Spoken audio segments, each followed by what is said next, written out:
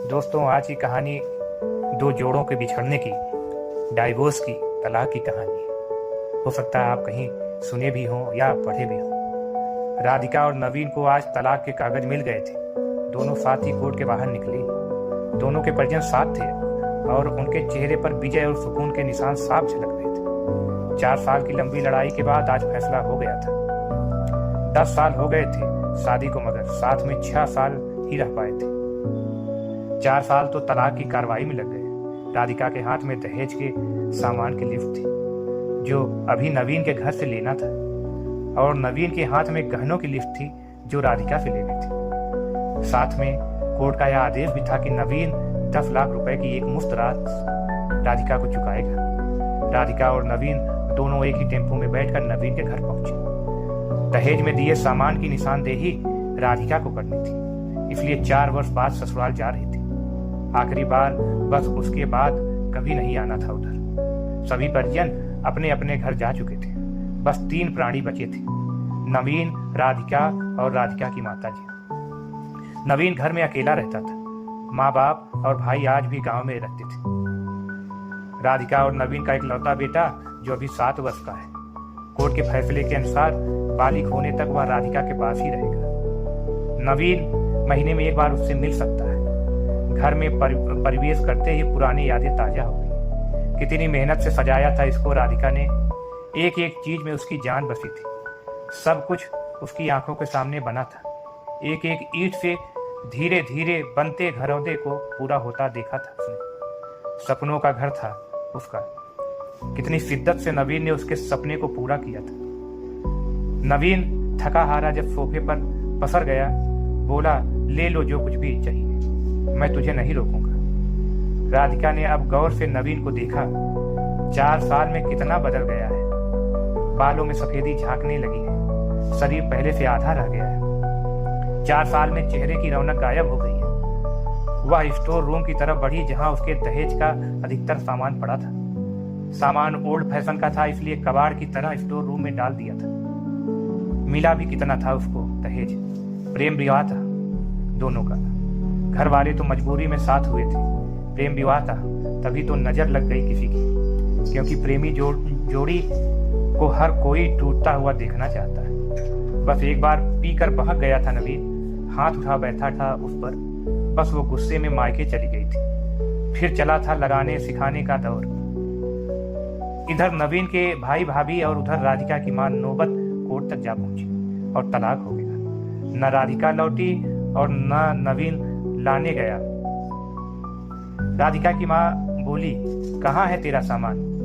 इधर तो नहीं दिखता, बेच दिया होगा इस शराबी ने। राधिका को बुरा लगा। चुप रहो माँ।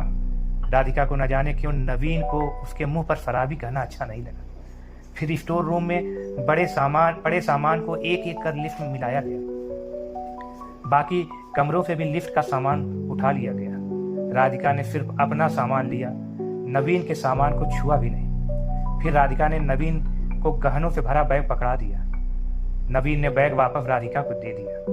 रख लो, मुझे नहीं चाहिए, काम आएगा तेरे मुसीबत में। गहनों की कीमत 15 लाख से कम नहीं थी। क्यों? कोर्ट में तो तुम्हारा वकील कितनी दफा गहने गहने चिल्ला रहा था। कोर्ट की बात कोर्ट में खत्म हो गई राधिका। वहां तो मुझे भी दुनिया का सबसे बुरा जानवर और शराबी साबित किया गया है। सुनकर राधिका की मां ने नाक भो चढ़ाई। नहीं चाहिए, वो 10 लाख भी नहीं चाहिए, क्यों कहकर नवीन सोफे से खड़ा हो गया। बस यूं ही राधिका ने मुंह फेर लिया। इतनी बड़ी जिंदगी पड़ी है, कैसे काटोगी? ले जाओ, काम आएगा। इतना कहकर नवीन ने भी मुंह फेर लिया और दूसरे कमरे में चला गया। शायद आंखों में कुछ उमड़ा हो जिसे छुपाना भी जरूरी था। राधिका की माताजी गाड़ी वाले को फोन करने में व्यस्त थी। राधिका को मौका मिल गया। वो नवीन के पीछे उस कमरे में चली गई। वो रो रहा था, अजीब सा मुंह बनाकर, जैसे भीतर के सैलाब को दबाने दबाने की जद्दोजहद कर रहा हो। राधिका ने उसे कभी रोते हुए नहीं देखा था। आज पहली बार देखा। न जाने क्यों दिल को कुछ सुकून सा मिला। मगर ज्यादा भावुक नहीं थी। सधे अंदाज में बोली, इतनी फिक्र थी तो क्यों दिया तलाक? मैंने तलाक तुमने दिया, मैंने नहीं, तुमने तलाक दिया। दस्तखत तो तुमने भी किए, माफी नहीं मांग सकते थे? मौका कब दिया तुम्हारे घर वालों ने? जब भी फोन किया काट दिया। घर भी आ सकते थे, हिम्मत नहीं थी। राधिका की माँ आ गई, वो उसका हाथ पकड़कर बाहर ले गई। अब क्यों मुंह लग रही है इसके? अब तो रिश्ता भी खत्म हो गया है। माँ बेटी बाहर बरामदे में सोफे पर बैठकर गाड़ी का इंतजार करने लगी। राधिका के भीतर भी कुछ टूट रहा था, दिल बैठा जा रहा था। वो सुन्न पड़ती जा रही थी। जिस सोफे पर बैठी थी उसे गौर से देखने लगी। कैसे कैसे बचत करके उसने और नवीन ने वो सोफा खरीदा था। पूरे शहर में घूमी तब यह पसंद आया था। फिर उसकी नजर सामने तुलसी के सूखे पौधे पर पड़ गई। कितनी शिद्दत से देखभाल किया करती थी। उसके साथ तुलसी भी घर छोड़ गई। घबराहट और बढ़ी तो वह फिर से उठकर भीतर चली गई। माँ ने पीछे से पुकारा, मगर उसने अनसुना कर दिया। नवीन बेड पर उल्टे मुंह पड़ा था।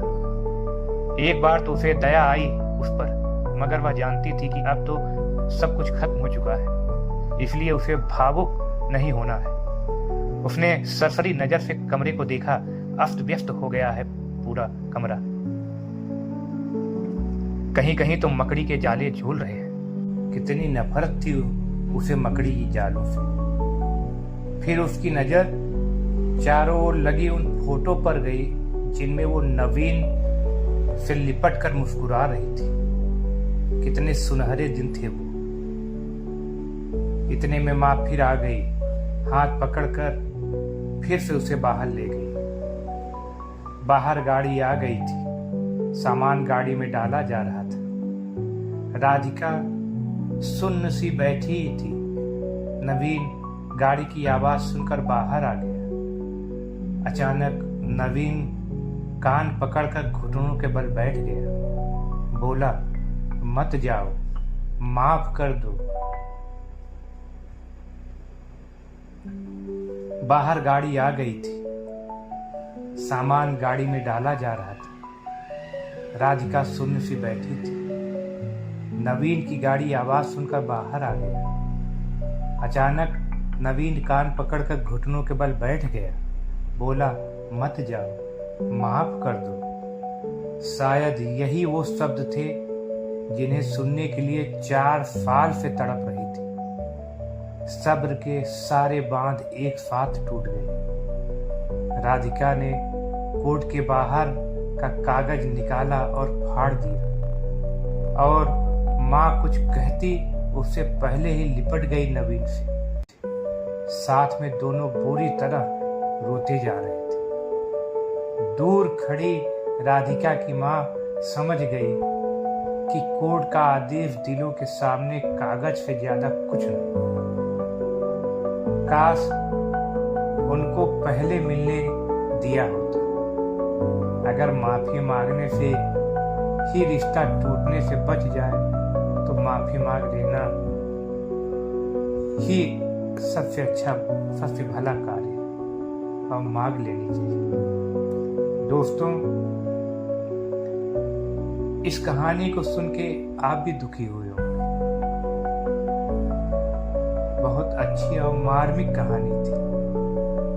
आप लोगों ने हो सकता है सुना भी हो, लेकिन मैं इसको सोचा कि मैं क्यों ना अपने शब्दों में पिरो के अपनी आवाज में आप तक पहुंचाऊं।